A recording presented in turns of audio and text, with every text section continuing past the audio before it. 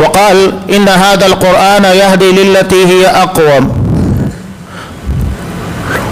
وقال النبي صلى الله عليه وسلم اقرأوا القرآن فإنه يأتي يوم القيامة شفيعا لأصحابه. رواہ مسلم. تمام قسموں کی تعریفات اللہ رب العالمین وحدہ لا شریک کے لیے لائق و زیبا ہے، جو ساری کائنات کا تنہا خالق و مالک ہے، اور بے شمار درود و سلام ہو اللہ کے آخری نبی جناب کریم محمد رسول اللہ صلی اللہ علیہ وسلم کی ذات مقدسہ پر. محترم سامعین،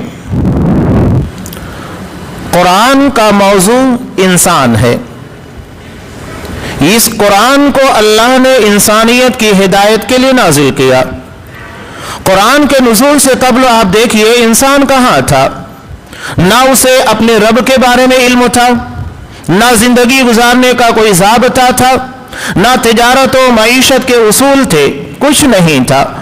ایک من مانی زندگی جسے جنگل راج سے تعبیر کیا جاتا ہے. نبی کریم صلی اللہ علیہ وسلم جب آپ کے پر قرآن مجید کا نزول ہوا، اس سے قبل کے زمانے کے پر غور کیجیے گا. اللہ تبارک و تعالیٰ اپنے رب کے بارے میں انہیں کچھ بھی پتہ نہیں تھا، بلکہ ہر قبیلہ اپنے قبیلے کے لیے ایک معبود بنا کر رکھا تھا. یہاں تک کہ سفر میں بھی ستو کا بت بنا کر لے جایا کرتے، اور جب ضرورت پیش آتی جس کی عبادت کیا کرتے تھے اسی کو گھول کر پی جایا کرتے تھے. یہ حالت تھی. انسان بڑا عجیب و غریب ہے. اگر یہ سرکشی کے پر اتر آئے تو اپنے آپ کو انا ربکم الاعلی کہتا ہے، جیسا کہ فرعون نے کہا تھا کہ میں تمہارا سب سے بڑا رب ہوں. اور دوسری طرف اگر یہ پستی کی طرف چلا جائے تو پھر معمولی کنکر کے اندر بھگوان تلاش کرتا ہے، رب کی تلاش کرتا ہے. یہ بہت بڑا احسان ہے قرآن مجید کا کہ اس نے ہمیں اپنے رب حقیقی سے متعارف کرایا کہ حقیقت میں تمہارا رب کون ہے. قرآن مجید کی جو سب سے پہلی آیت نازل ہوئی اس کے پر آپ غور کیجیے گا. اس کے علاوہ جاہلیت کی جھلکیاں ہیں. اتنا عجیب و غریب معاشرہ جہاں انسانیت نام کی کوئی چیز نہیں تھی. سنن دارمی کی روایت میں ہے، ایک صحابی خود بیان کرتے ہیں کہ اللہ کے رسول میری ایک انتہائی پیاری سی بچی تھی، ہر جگہ میرے ساتھ رہا کرتی تھی، یہاں تک کہ جب وہ تھوڑا بڑی ہوئی مجھ سے باتیں کرنے لگی. ایک مرتبہ میں خود اسے اپنے ہاتھوں سے لے کر گیا اور ایک کنویں کے اندر ڈھکیل دیا. اس کی آخری آواز جو میرے کانوں کے اندر آج بھی گونجتی ہے وہ مجھے ہی پکار رہی تھی، ہائے ابا جان، ہائے ابا جان. نبی کریم صلی اللہ علیہ وسلم نے جب اس کی بات کو سنا آنکھوں میں آنسو آ گئے. صحابہ نے کہا کہ تو نے نبی کریم صلی اللہ علیہ وسلم کو رنجیدہ کر دیا. آپ صلی اللہ علیہ وسلم نے کہا کہ اسے منع مت کرو، یہ اپنے دل کا بوجھ ہلکا کر رہا ہے. کہا کہ دوبارہ بیان کرو. اس نے دوبارہ بیان کیا. تب آپ صلی اللہ علیہ وسلم نے کہا کہ الاسلام یہدم ما قبلہ، اسلام اپنے سے پہلے کے گناہوں کو مٹا دیتا ہے. یہ اسلام کی خاصیت ہے. اللہ نے تمہارے گناہوں کو بخش دیا ہے. یہ بہت بڑا احسان ہے اسلام کا، قرآن کا انسانیت کے پر. ورنہ یہ انسان اپنے بچوں کو اپنے ہاتھوں سے زندہ درگور کیا کرتا تھا. قرآن مجید کہتا ہے وَإِذَا الْمَوْءُودَةُ سُئِلَتْ کہ قیامت کے دن زندہ درگور کی گئی بچی کے بارے میں سوال ہوگا بِأَيِّ ذَنبٍ قُتِلَتْ، آخر کس گناہ کی پاداش میں اسے زندہ درگور کر دیا گیا تھا، اسے مار دیا گیا تھا. وہ جاہل تھے. آج انسان بڑا چالاک ہو چکا ہے، ٹیکنالوجی آ گئی ہے، علم ہے، ترقی ہے، تو وہ تو بیچارے بچوں کو پیدا ہونے کے بعد دنیا کی چند بہاریں دیکھ لینے دیا کرتے تھے. کچھ سال بچے جی لیا کرتے تھے. آج ٹیکنالوجی کی بنیاد پر بچوں کو دنیا دیکھنے ہی نہیں دیا جاتا، ماں کے پیٹ میں ہی مار دیا جاتا ہے. یہ اتنا بڑا ظالم اور سفاک بن چکا ہے انسان. آج جہاں جہاں قرآن مجید کی تعلیمات دیکھیے ان ساری چیزوں کو مٹا کر رکھ دیا ہے. قرآن اپنے بارے میں خود کہتا ہے وَكَذَلِكَ أَوْحَيْنَا إِلَيْكَ رُوحًا مِّنْ أَمْرِنَا کہ اے نبی ہم نے اپنے حکم سے تمہاری طرف روح کو نازل کیا ہے.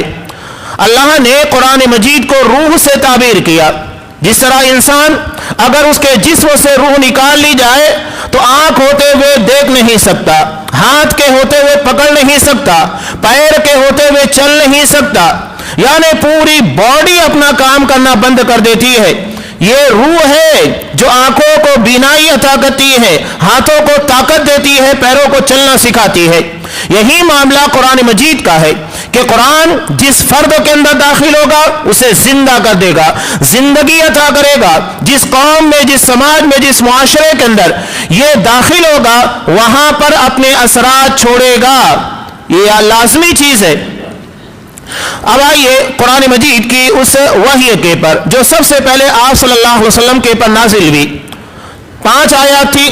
कुरान मजीद जो सारा का सारा अपनी जगह के पर जामियत, फसाहत, बलागत के एतबार से इंतहाई आला तरीन कलाम, जिसके किसी आयत के बारे में नहीं कहा जा सकता कि ये बलागत के मेयार से गिरी हुई है। हर आयत अपनी जगह के पर फिट है और मानवीयत और जामियत को समेटे हुए है। अल्लाह ने जो सूरे अलग की आयतें नाजिल की, अल्लाह कहता है इक़रा बिस्मि रब्बिक, अपने रब के नाम के साथ पढ़ो। अल्लाह ने सिर्फ ये नहीं कहा कि इक़रा पढ़ो, बल्कि ये कहा बिस्मि रब्बिक, अपने रब के नाम के साथ। आज आप देखिए हमारे यहाँ पर तालीम गाहें जो तिजारत गाह बन चुकी है, उसकी बड़ी वजह क्या है? हम सिर्फ इक़रा को याद रखे हुए हैं, बिस्मि रब्बिक, अपने रब के नाम के साथ। ये हमें याद नहीं है। क्या हमें याद है कि तालीम अपने रब के नाम के साथ होनी चाहिए? हमने तालीम को तिजारत गाह इसलिए बना लिया है कि वहां से रब का नाम निकाला जा चुका है। आज आप देखिए कितना करप्शन आपको नजर आएगा, मेडिकल लाइन के अंदर आपको करप्शन नजर आएगा, हर जगह के पर। क्यों? इसलिए कि बुनियादी मकसद दरअसल दुनिया का माना है बिस्मि रब्बिक, अपने रब के नाम के साथ जो पढ़ना चाहिए था वो हटा लिया गया है। कुरान ने ये नहीं कहा कि सिर्फ पढ़ो, बल्कि ये कहा अपने रब के नाम के साथ पढ़ो, जहां लिल्लाहियत होना चाहिए, अल्लाह तबारक व तआला का खौफ होना चाहिए। हमारे यहाँ स्कूल में बच्चों को सिखाया जाता है, ठीक है, अगर आप तिजारत करने के लिए या सौदा सल्फ के लिए गए, दुकानदार के पास गए, दुकानदार के पास जाने के बाद आपने 30 रुपए का सामान दिया, 100 रुपए के नोट दिए। अब दुकानदार तुम्हारे अपने हिसाब से तुम्हें 70 रुपए वापस देगा। अब वो गलती कर जाता है, तुम्हें 80 रुपए वापस दे देता है। तो हिसाब तो बता रहा है कि 70 रुपए मिलना चाहिए, उसने 80 रुपए वापस कर दिए। तो ये 10 रुपए वापस करने का जज्बा कौन अता करेगा? बिस्मि रब्बिक, रब का नाम, ये अल्लाह तबारक व तआला का खौफ होगा जो उसे कहेगा कि ये तेरा हक नहीं है, इसे तुझे वापस करना है। यही है बिस्मि रब्बिक। और आज हमारे यहां पर बिस्मि रब्बिक खत्म हो चुका है। कुरान मजीद ने इसीलिए कहा कि सिर्फ पढ़ाई नहीं करना है, पढ़ना है तो रब के नाम के साथ पढ़ना है। कुरान ने सबसे पहले रास्ता बताया, इसलिए कि जब तक हम पढ़ेंगे नहीं तो हमें समझ में नहीं आएगा, इल्म नहीं हासिल करेंगे। खास तौर से कुरान और हदीस का इल्म, शरीयत इस्लामिया का इल्म जो हर मुसलमान के पर लागू है, फर्ज है। इसलिए कि अल्लाह ने हमें अपनी इबादत के लिए पैदा किया। जब इबादत के लिए पैदा किया तो लाजिम है कि इबादत के बारे में इल्म हासिल करना है। उसके बगैर हम अल्लाह की इबादत नहीं कर सकते। तो अल्लाह ने पहले कहा इक़रा बिस्मि रब्बिक, अपने रब के नाम के साथ पढ़ो। यहां रब का तस्करा इसलिए किया कि अल्लाह की रबूबियत की यह जिम्मेदारी है, फरीजा है कि जब उसने इंसानों को रोए जमीन के पर भेजा तो भेजने के साथ जिंदगी गुजारने का ज़ाब्ता भी बताए। अल्लाह ने जितनी मखलूकात को पैदा किया हर किसी को हिदायत दी, लेकिन इंसान और जिन्नात दो ऐसी मखलूक है जो हलाल और हराम की तमीज के दायरे में आते हैं। वरना अल्लाह ने जितनी मखलूकात को पैदा किया वो सिर्फ नाफे और जार, यानी नफा देने वाली, नुकसान देने वाली चीजों का इल्म रखते हैं, हलाल और हराम का नहीं। आप अगर अपने घर में बकरी पालते हैं तो बकरी पड़ोस में जाएगी, वहां जाने के बाद देखिए कि कुछ खाने का सामान रखा हुआ है, रोटी है, चावल है, वो फौरन सूंघने के बाद खाने लगेगी कि हाँ ये मेरे लिए मुफीद है, फायदेमंद है। वो ये नहीं देखेगी कि मेरे लिए हलाल है या हराम। ये तफरीक, ये तमीज और ये जिम्मेदारी अल्लाह ने इंसान और जिन्नातों के पर रखी है, जानवरों के पर और देगर मखलूकात के पर नहीं। تو انسان ان ساری چیزوں سے بڑھ کر ہے، اللہ نے اسے ہدایت وجدان کے ساتھ، یعنی نافع اور نقصان دینے والی چیزوں کے علاوہ حلال و حرام کی تمیز عطا کی، جو شریعت اسلامیہ کہلاتی ہے۔ اسی کو اللہ تبارک و تعالیٰ نے کہا اقرأ بسم ربک، اپنے رب کے نام کے ساتھ پڑھو۔ کس نے، کون ہے وہ رب؟ اللہ تبارک و تعالیٰ اس کے بارے میں کیا کہتا ہے کہ جس نے تمہیں پیدا کیا۔ اب پیدا کرنے والا اسی کی ذمہ داری ہے کہ وہی ہمیں راستہ بتائے گا۔ ہمارے ہاں اگر ایک موبائل کمپنی موبائل بناتی ہے تو اس کے بارے میں باقاعدہ آپ کو ایک چھوٹی سی نوٹ بک دے گی کہ اس موبائل کو استعمال کرنے کا طریقہ کیا ہے، اس کے فنکشن کیا ہے۔ ایک چھوٹی سی مشین ہے۔ تو اللہ نے انسان جیسی عظیم الشان مخلوق کو پیدا کیا تو اسے بغیر کسی گائیڈ لائن کے کہ بس پیدا کرنے کے بعد وہ اپنی منچاہی زندگی گزارے، اللہ نے اس کے لیے بھی ایک نوٹ بک دی جو قرآن مجید ہے، اور قرآن مجید کے بغیر ہماری زندگی سکسیس نہیں ہو سکتی ہے۔ اس لیے اللہ نے کہا کہ جس نے پیدا کیا ہے اسی نے تمہیں زندگی گزارنے کا ضابطہ دیا قرآن مجید کی شکل میں، لہذا اسی کو فالو کرنا ہوگا۔ یہی کامیابی اور یہی کامرانی کا راستہ ہے۔ اقرأ بسم ربک الذی خلق، پڑھو اپنے اس رب کے نام کے ساتھ جس نے تم کو پیدا کیا۔ خلق الانسان من علق، انسان کو جمے ہوئے خون کے لوتھڑے سے پیدا کیا۔ اب یہاں جتنا آپ آگے بڑھتے جائیں گے، جتنا ان ساری چیزوں پر غور کریں گے، اتنا آپ کو سمجھ میں آئے گا۔ قرآن نے تذکرہ کیا انسان کی تخلیق کا، یہ دراصل سائنس کی لائن ہے۔ انسان جب پڑھے گا تبھی وہاں تک پہنچے گا، اور آج ترقی کرتے ہوئے انسان وہاں تک پہنچ گیا جس کا تذکرہ قرآن مجید نے کیا تھا۔ قرآن چونکہ دنیا کے تمام انسانوں کے لیے آیا ہے، لہذا ہر فیلڈ اور ہر طبقے کے تعلق سے اس میں دلائل اور ہدایات ملے گی۔ جو لوگ کھیتی باڑی سے منسلک ہے، اللہ نے ان لوگوں کے لیے نباتات کی، درختوں کی، پودوں کی مثالیں دی۔ جو لوگ ٹیکنالوجی کی لائن کے ہیں یا جو فلکیات ستاروں کے بارے میں علم رکھتے ہیں، اللہ نے ان لوگوں کے لیے ستاروں کی، آسمان کی مثالیں دی۔ جو لوگ ڈاکٹری لائن کے اعتبار سے ہیں، اللہ نے ان لوگوں کے لیے اس طرح کی مثالیں دی کہ اللہ نے تمہیں کس طرح پیدا کیا، کس طرح تمہیں اپنے ماں کے پیٹ میں رحم کے اندر رکھتا ہے، بچہ دانی کے اندر رکھتا ہے، تخلیق کے مراحل کیسے کیسے طے ہوتے ہیں۔ یہی تو اس قرآن کے کلام ربانی ہونے کی واضح دلیل ہے کہ جو چیزیں انسان بڑی ترقی کرنے کے بعد، محنت کرنے کے بعد وہاں تک پہنچا ہے، قرآن مجید نے آج سے 1400 سال پہلے جب اس کے بارے میں تصور بھی نہیں کیا جا سکتا تھا، ان ساری چیزوں کے بارے میں انفارمیشن دے دی ہے، جو اللہ کے کلام ہونے کی واضح دلیل ہے کہ یہ انسان کا نہیں بلکہ رب العالمین کا اتارا ہوا کلام ہے۔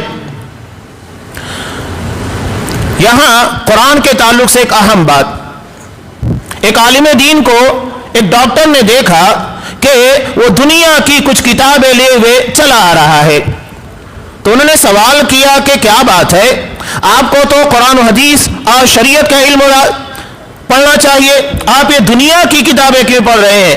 انہوں نے ایک بہت پیارا سا جواب دیا تھا، وہ جواب میں آپ تک پہنچانا چاہتا ہوں۔ انہوں نے کہا تھا کہ میں دنیا کو پڑھتا ہوں تاکہ یہ جان سکوں کہ دنیا کہاں جا رہی ہے، اور شریعت کو، قرآن و حدیث کو پڑھتا ہوں تاکہ میں دنیا کو یہ بتا سکوں کہ اس کو جانا کہاں ہے۔ دونوں چیزیں ہمارے لیے ضروری ہے۔ ہمیں اسلام یہ نہیں کہتا ہے کہ دنیا کی تمام چیزوں کو چھوڑ دو، روحانیت اختیار کرو، ساری دنیا سے کٹ کر آ کر مسجد کے اندر بیٹھ جاؤ، نہیں۔ اسلام اعتدال والا راستہ ہے، اس میں دین ہے، دنیا ہے، ہر جگہ جہاں انسان کو جو بن سکتا ہے وہ ذمہ داری اور حقوق کو ادا کرنے کا اسے حکم دیا گیا ہے۔ لا رہبانیت فی الاسلام، اسلام کے اندر آپ صلی اللہ علیہ وسلم نے صاف کہا رہبانیت نہیں ہے کہ دنیا سے کاٹ کر، تجارت سے، رشتہ داروں سے سارے تعلقات کو ختم کر کے صرف اللہ اللہ آپ کو کرنا ہے، نہیں۔ جو سب سے جامع دعا ہمیں سکھائی گئی سورہ بقرہ کی، اللہ نے اس میں ہمیں کیا سکھایا؟ ربنا آتنا فی الدنیا حسنہ وفی الآخرۃ حسنہ وقنا عذاب النار، کہ اللہ ہمیں دنیا کی بھلائیاں عطا کر، آخرت کی بھلائیاں عطا کر، اور جہنم کے عذاب سے بچا۔ اللہ نے یہاں پر تذکرہ پہلے دنیا کا کیا، دنیا کی بھلائیاں ہمیں ملنا چاہیے۔ اور اس کے بعد آخرت کی بھلائیاں. یہ نہیں کہ ہم دنیا کو چھوڑ دیں, دنیا کو ترک کر دیں, نہ تجارت کریں, نہ ٹیکنالوجی کی لائن کے اندر آگے آئے. نہیں, قرآن نے تو اسی لیے کہا اقرأ وربک الاکرم, دوبارہ پڑھنے کا حکم دیا, کہا کہ پڑھو, تمہارا رب بڑا کریم ہے, عزت ادا کرنے والا ہے. یعنی عزت اسی وقت حاصل ہوگی ہم جب پڑھائی کے پر توجہ دیں گے. اللہ وہ ہے الذی علم بالقلم, جس نے قلم کے ذریعے علم کو سکھایا. قلم انتہائی اہم ذریعہ ہے علم کو حاصل کرنے کا. قرآن مجید نے جو تذکرہ کیا عام لوگوں کو تھوڑا عجیب لگتا ہے, لیکن جو لوگ ٹیچنگ لائن سے, تعلیم کے پیشے سے جڑے ہوئے, ایک استاد خود اس کے بارے میں تذکرہ کرتا ہے کہ اس کی ایک اسٹوڈنٹ تھی, 8ویں کلاس میں پہنچنے کے بعد بھی اس کی پڑھائی کا معیار انتہائی خستہ تھا. وہ کہتا ہے کہ میں نے قرآن مجید کی اسی آیت کو پڑھا کہ اللہ نے قلم کے ذریعے علم کو سکھایا, چنانچہ میں نے زیادہ سے زیادہ اسے لکھنا شروع کیا. کہا کہ لکھو, یہ لکھو, مسلسل لکھنے کے ساتھ پڑھنے کا حکم دیا. نتیجہ یہ ہوا کہ کچھ ہی دنوں کے اندر اس کی پڑھائی کا معیار انتہائی بلند ہو گیا. یہ قرآن مجید کہہ رہا ہے تو بے معنی نہیں ہے, یہ اپنی جگہ کے پر معنویت رکھتی ہے. جو اپنی لائن اپنے پیشے سے جڑا ہوا ہے اسے ان ساری چیزوں کا علم ہوتا ہے, اس کی اہمیت کا پتہ چلتا ہے. تو یہ قرآن مجید. اب یہاں اس ضمن میں ایک واقعہ یاد آتا ہے.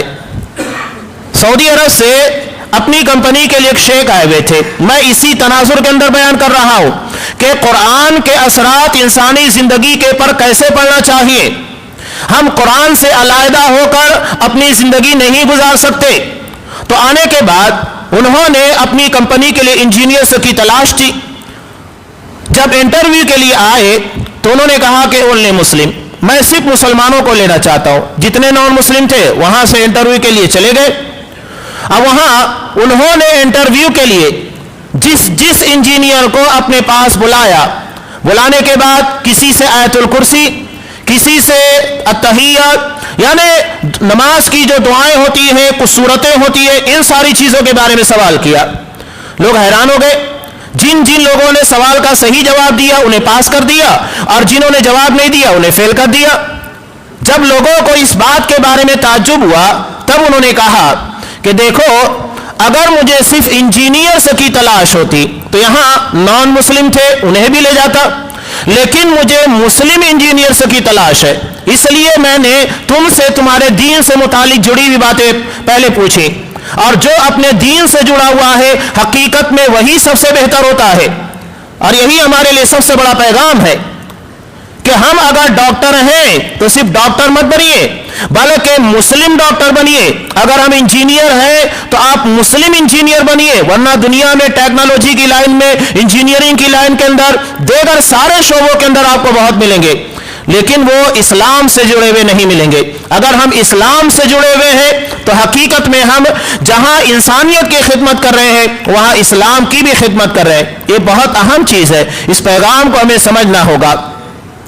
قرآن دیکھیے, قرآن مجید سب سے پہلے جو راستہ بنایا تعلیم کے بعد جب لوگوں کو بات سمجھ میں آنے لگتی ہے, اس لیے کہ قرآن نے جو احکامات دیے وہ انسان کے نفس کے پر بڑا گرا گزرتا ہے, لیکن قرآن نے اس چیز کو کیسے آسان بنایا.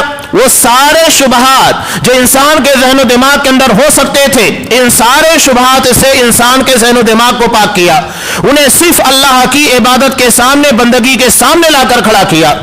جب انسان کو ان ساری چیزوں کا علم ہوا, اطاعت گزاری, اللہ کے حکم کو ماننے کا جذبہ پیدا ہوا, تو نتیجہ یہ ہوا کہ قرآن کے احکام کے مطابق چلنا آسان ہو گیا. آپ صلی اللہ علیہ وسلم کے بارے میں دیکھیے کہ آپ نے مکی زندگی کے اندر ڈائریکٹ لوگوں کے پر شراب کی حرمت کے بارے میں, زناکاری کی سزا کے بارے میں یا دیگر سزاؤں کا نفاذ نہیں کیا. پہلے ماحول سازی کی, لوگوں کے ذہن کو اسلام کے موافق کیا تاکہ وہ احکامات کو سمجھے اور سمجھنے کے بعد اس کے مطابق اپنے آپ کو ڈھال سکے. سب سے پہلے ذہن سازی ہوتی ہے. قرآن نے وہی کام کیا. سب سے پہلے اللہ تبارک و تعالیٰ کی بندگی کے سامنے لوگوں کو لا کر کھڑا کیا. سب سے پہلے اپنے رب کو پہچانو, اس کی عبادت, اس کی بندگی کرو. اور دھیرے دھیرے جب یہ جذبہ پروان چلنے لگا، طاقتور ہوا، تب اسلام نے مزید احکامات دینے شروع کیے جو انسان کے لیے اہمیت رکھتا ہے۔ نتیجہ کیا ہوا؟ وہی انسان جو شرابوں کو اپنے گھروں کے اندر بنایا کرتا تھا، وہی انسان جو پہلے شراب دیگر جگہوں کے پر جانے کی ضرورت نہیں، اپنے گھروں میں بناتے، گھروں کے اندر محفلیں سجا کرتی تھی، یہاں تک کہ بخاری کی روایت میں ہے کہ بڑے بڑے اصحاب کرام، اس میں حضرت ابی بن کعب رضی اللہ تعالیٰ عنہ ہے، جن کے بارے میں نبی کریم صلی اللہ علیہ وسلم نے کہا ان اللہ امرنی ان اتلو علیک لم یکن الذین کفروا من اہل الکتاب، کہ ابی اللہ نے مجھے حکم دیا ہے کہ میں تمہارے پر سورہ بینہ لم یکن الذین کفروا من اہل الکتاب اس سورہ کی تلاوت کروں۔ حضرت ابی بن کعب رضی اللہ تعالیٰ عنہ نے کہا اللہ سمانی، اللہ نے میرا نام لیا ہے؟ کہا کہ ہاں اللہ نے تمہارا نام لیا ہے۔ فبکا، حضرت ابی بن کعب رضی اللہ تعالیٰ عنہ رو پڑے۔ اتنا بڑا احساس یہ قرآن مجید سے اپنے آپ کو وابستگی کی وجہ سے ملا۔ حضرت ابی بن کعب رضی اللہ تعالیٰ عنہ وہاں موجود تھے، وہاں طلحہ ہے جو کہ عشرہ مبشرہ 10 جنتی صحابہ جنہیں بیک وقت جنتی ہونے کی بشارت دی گئی وہ بھی موجود ہے، سب وہاں موجود ہے۔ خادم رسول حضرت انس رضی اللہ تعالیٰ عنہ اصحاب کرام کو بیٹھ کر شراب پلا رہے ہیں، ساقی ہیں۔ اتنے میں ایک صحابی آتے ہیں اور وہ کہتے ہیں ان الخمر قد حرمت، اللہ نے شراب کو حرام کرا دیا ہے۔ سوچئے اطاعت کا جذبہ کتنا زیادہ تھا۔ یہ اطاعت و فرما برداری اللہ کی صحیح طور کے پر معرفت کی بنیاد کے پر پیدا ہوئی کہ اتنے بڑے بڑے احکامات جو نفسوں کے خلاف جاتے ہیں اسے قبول کیا۔ نتیجہ کیا ہوا؟ اپنے ہونٹوں سے لگی ہوئی شراب کو چھوڑ دیا۔ یہ صرف ہمیں لگتا ہے کہ افسانہ ہے، یہ حقیقت ہے۔ یہ جذبہ ان لوگوں کے دلوں کے اندر اللہ تبارک و تعالیٰ کی محبت کی بنیاد پر پیدا ہوا۔ جتنی محبت ہوگی اللہ تبارک و تعالیٰ سے، اللہ کے رسول سے، دین سے، قرآن سے، اتنا زیادہ ہم اپنے آپ کو اسلام کے مطابق چلائیں گے، اور یہ محبت جتنی کم ہوگی اتنی نافرمانی اور اس قدر دین سے دوری ہمارے درمیان پائی جائے گی۔ ہمارے یہاں جو دین کے مطابق صحیح طور پر چلنے کا جذبہ نہیں پایا جاتا، اس کی بڑی وجہ یہ ہے کہ اللہ کی جو محبت ہونا چاہیے وہ محبت نہیں، اللہ کے رسول سے جیسی محبت کرنا چاہیے وہ محبت نہیں، قرآن کے ساتھ جیسی وابستگی ہونا چاہیے وہ وابستگی نہیں ہے۔ اگر یہ ہوتا تو اصحاب کرام کے پر قرآن نے جو اثرات چھوڑے وہی اثرات ہمارے پر مرتب ہوتے۔ صحابہ شرابی آسانی سے شراب کو نہیں ترک کرتا ہے۔ ایک حکم نازل ہوا قرآن مجید کا، نتیجہ کیا ہوا؟ سارے صحابہ نے اپنے گھروں کے اندر جو مٹکے رکھے ہوئے تھے اسے توڑ کر بہا دیا۔ یہ جذبہ تھا۔ یہ جذبہ کب پیدا ہوا؟ اللہ اور دین سے محبت کے نتیجے میں۔ اگر یہ محبت نہیں ہوتی تو انسان کرنے کے لیے تیار نہیں ہوتا۔ ایک اور واقعہ، قرآن انسانی زندگی کے پر کتنا گہرا اثر چھوڑتا ہے۔ ہمارے یہاں جو تجارت کرنے والے لوگ ہیں، تاجر ہیں، یہ دیکھتے ہیں موقع کا فائدہ اٹھانا، زیادہ سے زیادہ ہم کیسے فائدہ اٹھا سکتے ہیں، مہنگی سے مہنگی قیمتوں میں چیزوں کو کیسے بیچ سکتے ہیں۔ کبھی حالات ایسے بن جاتے ہیں کہ کچھ چیزوں کی قیمتیں بڑھ جاتی ہیں تو ہم کیسے اس کا فائدہ اٹھائیں، دشکال ہے، قحط سالی ہے یا دیگر مواقع کے پر۔ حضرت عثمان غنی رضی اللہ تعالیٰ عنہ کے زمانے میں مدینہ کے اندر قحط سالی پڑی۔ قحط سالی پڑنے کے بعد حضرت عثمان غنی رضی اللہ تعالیٰ عنہ کا قافلہ ساز و سامان سے لدا ہوا مدینہ کی سرحد کے پر آ گیا۔ قحط سالی کا زمانہ ہے، مال کی کمی ہے، شارٹیج ہے، لہذا بڑے بڑے تاجر وہاں پہنچ گئے کہ ہم اسے خرید لیں گے تاکہ مہنگی سے مہنگی قیمتوں کے اندر سامان کو بیچا جا سکے، اور جا کر قیمتیں لگانے لگے۔ حضرت عثمان غنی رضی اللہ تعالیٰ عنہ نے کہا مجھے دینے والا اس سے کہیں زیادہ دے رہا ہے۔ آخر کار سارے تاجرین وہاں جمع تھے، ان لوگوں نے کہا کہ مدینہ کے سارے تاجر یہاں پر جمع ہیں، آخر تمہیں کون ہے جو ہم سے بڑھ کر قیمت دے رہا ہے؟ تب حضرت عثمان غنی رضی اللہ تعالیٰ عنہ نے کہا کہ مجھے میرا اللہ تم لوگوں سے کہیں زیادہ بڑھ کر دے رہا ہے، اور تم لوگ گواہ رہو، میں نے اپنے قافلے کو اس کے साज و सामान और ऊँटों समेत मदीना के ज़रूरतमंदों के पर सदका कर दिया है, इस उम्मीद के पर कि अल्लाह तबारक व तआला इसका अजर मुझे देगा। ये है कुरान के असरात इंसानी जिंदगी के पर।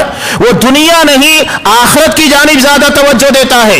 यहां तक कि दमिश्क के अंदर जो बाजार सजा करता था, ये असरात थे इंसानी जिंदगी के पर। हम ये चाहते हैं कि ज्यादा से ज्यादा कस्टमर हमारी तरफ आए, कैसे दूसरे कस्टमर को तोड़ा जा सके। ये दुनियादारी है, दीनदारी नहीं है। बल्कि दमिश्क के बाजार में जब लोग तिजारत के लिए बैठा करते थे, एक शख्स के पास अगर कुछ कस्टमर आ जाते और वो देखता कि दूसरे शख्सों के पास कस्टमर नहीं गए हैं, तो ये कहता कि मेरे पास काफी कुछ माल बिक चुका है, एक काम करो, मेरा भाई फला जगह बैठा हुआ है, उसके पास चले जाओ, अभी उसका सामान बिका नहीं है। अपने कस्टमर को, ग्राहकों को कन्वर्ट किया करते थे। ये है असल दीनदारी। हमें दुनिया की जितनी तालीमात है, ये सिर्फ अपनी दुनिया संवारने या दूसरों के हक को मारने या दूसरों को कैसे तोड़ा जा सके, उसकी तिजारत, उसकी मईशत को कैसे कमजोर किया जा सके, ये सिखाता है। मोहब्बत नहीं सिखाता, इंसानियत नहीं सिखाता। ये कुरान के असरात इंसानी जिंदगी के पर थे। आसान काम नहीं है, ये हम सिर्फ पढ़ रहे हैं, लेकिन कुरान पढ़ने के साथ जब तक ये हमारी अमली जिंदगी के अंदर नहीं आएगा, अपना असर नहीं दिखाएगा। आज मुसलमानों के लिए इस कदर जिल्लत और रुसवाई क्यों है? हकीकत यह है कि हमने कुरान मजीद का हक नहीं अदा किया। ना हम कुरान मजीद को रोजाना पढ़ते हैं, ना कुरान मजीद के पर गौर व फिक्र करते हैं जैसा कि गौर व फिक्र करना चाहिए, और फिर उसके मुताबिक जो अमल होना चाहिए वो अमल नहीं करते। ये बहुत अफसोसनाक बात है। आज हमारे यहाँ अखबार के लिए रोजाना इंतजार होता है। जैसे ही सुबह उठेंगे इंतजार होता है कि न्यूज आने वाली है, यानी दुनिया की खबरों के बारे में हम मुंतजिर होते हैं, दूसरों के बारे में जो खबरें आती हैं इस कदर हमें तवज्जो होती है और उसके बारे में इंतजार होता है। अल्लाह तबारक व तआला ने किताब जिसका मौजू ही इंसान है, ये हमारे लिए नाजिल की गई है। अल्लाह ने इसको हमारे लिए उतारा है, इसके बारे में हम कितना गौर व फिक्र करते हैं। ये बहुत बड़ा पैगाम है। हम दुनिया की फिक्र इतनी ज्यादा करने वाले, और जिस किताब को अल्लाह ने इसने एहतमाम के साथ नाजिल किया उसके बारे में हमें कोई तवज्जो नहीं। आज हमारे सामने सैकड़ों का मजमा है। कितने लोग हैं जो ये कह सकते हैं कि हाँ, हमने आज सुबह उठने के बाद कुरान मजीद की चंद आयात या चंद सूरतों की तिलावत की है। दुनिया की खबरों के बारे में बराबर फिक्र जितने हैं, हर किसी ने व्हाट्सएप चेक करके आया है, सोशल मीडिया को देख कर आए हैं, फेसबुक बराबर रीड करके आए हैं। लेकिन कुरान मजीद जो सिर्फ हमें इस दुनिया नहीं, हमारी आखिरत की कामयाबी के लिए अल्लाह ने नाजिल किया, हमने उसके कितने सफ़ात और कितनी आयतों को पढ़ा है। कुरान कहता है अफला यतदब्बरून अल कुरान, क्या लोग कुरान के पर गौर नहीं करते, या उनके दिलों के पर अल्लाह ने ताले लगा दिए हैं कि वो कुरान के बारे में गौर व फिक्र करते ही नहीं है। हजरत अहनब बिन कैस रजी अल्लाह ताला एक मरतबा नमाज इशा अदा कर रहे थे। उसी हालत में कारी कुरान ने सूरे अंबिया की एक आयत को तिलावत किया। कुरान को पढ़ना, समझना और उसके बाद उस पर गौर व फिक्र करना, अमल करना, उसको पहुंचाना, ये सब सारी जिम्मेदारी है। ये कुरान का हक है। अगर इस हक को हमने नहीं अदा किया तो अल्लाह की अदालत में एक बड़ा मुकदमा पेश होने वाला है। सूरह फुरकान में अल्लाह तबारक व तआला इरशाद फरमाता है, वक़ाल अर्रसूल या रब्बी इन्न कौमी इत्तखज़ू हाज़ल कुरान महजूरा। ये मुकदमा कौन पेश करेगा? मुहम्मद रसूलुल्लाह सल्लल्लाहु अलैहि वसल्लम। और आखिरत आखिरी अदालत होगी, इसके बाद कोई मुकदमा नहीं होगा। उस अदालत में हमको पेश होना होगा। ये मुकदमा कौन पेश करेगा? मुहम्मद रसूलुल्लाह सल्लल्लाहु अलैहि वसल्लम। और किसके खिलाफ होगा? हम लोगों के खिलाफ होगा। अगर हमने कुरान मजीद को पढ़ा नहीं, उसके मुताबिक अमल नहीं किया, तो समझ लीजिए इस मुकदमे के खिलाफ हम होंगे। और ये मुकदमा करने वाले मोहम्मद रसूलुल्लाह सल्लल्लाहु अलैहि वसल्लम। बताइए हमारे अंदर इतनी ताकत है कि ये मुकदमा, ये केस हम जीत जाए। हम चाहते हैं कि आखिरत में आप सल्लल्लाहु अलैहि वसल्लम जो मुकदमा दायर करेंगे, जो केस करेंगे कुरान मजीद के ताल्लुक से, हम उसमें मुजरिम की हैसियत से पेश ना हो। तो कुरान पढ़िए, कुरान समझिए, कुरान के मुताबिक अमल कीजिए, उसके पैगाम को आम कीजिए, ताकि आखिरत की उस रुसवाई से अपने आप को बचा सके। ये बहुत बड़ी जिम्मेदारी है और हमारे लिए बड़े शर्फ की बात है कि अल्हम्दुलिल्लाह इसी मस्जिद में हर शनिचर तकरीबन साल भर हो चुका है, करीब 2 बजे से लेकर 3 बजे के आसपास درس قرآن کی محفل منعقد کی جاتی ہے جس میں قرآن مجید کو پڑھا سمجھا جاتا ہے اور اس کی تفسیر پیش کی جاتی ہے قرآن و حدیث کی روشنی میں. یہ بہت بڑے احساس کی بات ہے. تو ہم چاہتے ہیں کہ اللہ ہمیں دنیا اور آخرت کی عزت عطا کرے, رسوائیوں سے محفوظ رکھے. اس کے لیے ہمیں قرآن سے وابستہ ہونا ہوگا. یہ ہمارے لیے روح ہے, اس روح کے بغیر ہم زندگی نہیں گزار سکتے ہیں. اللہ تبارک و تعالیٰ سے دعا ہے کہ پروردگار ہمیں اس قرآن کو روزانہ تلاوت کرنے کی توفیق دے, قرآن مجید کے معنی اور مفاہیم کو سمجھنے کی توفیق عنایت فرما. قرآن جو تعلیم لے کر آیا ہے, جو احکام لے کر آیا ہے, اسے اپنی عملی زندگی کے اندر نافذ کرنے کی توفیق دے تاکہ ہم قرآنی مسلمان بن سکے, جو قرآن کے کہے کے مطابق چلنے والے, قرآن کے منع کرنے سے رک جانے والے بن جائے. جب تک دنیا میں رکھ اسلام کے پرک اور ہمارا خاتمہ ایمان کے پر فرما. آمین. بارک اللہ لنا ولکم فی القرآن العظیم ونفعني وإياكم بالآیات والذکر الحکیم. انہ تعالی جواد کریم ملک بر رحیم.